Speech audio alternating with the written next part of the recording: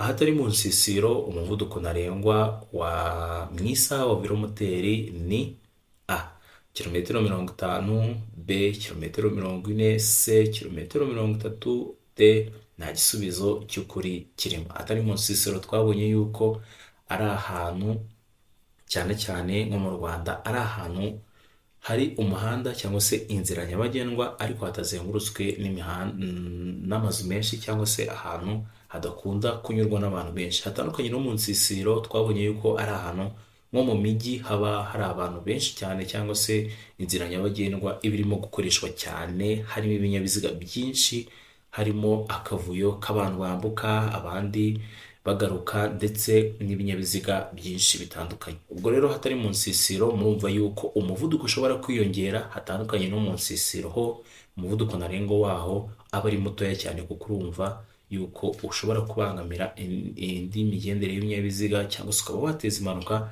kuko ari ahantu hari ibinyabiziga byinshi. Ubwo rero hatari mu nsisiro umuvuduko ntarengwa mu isaha wa velomoteri ni uwuhe? Hari igisubizo cy'ukuri ni ikihe? Ni A, ni kilometero 50.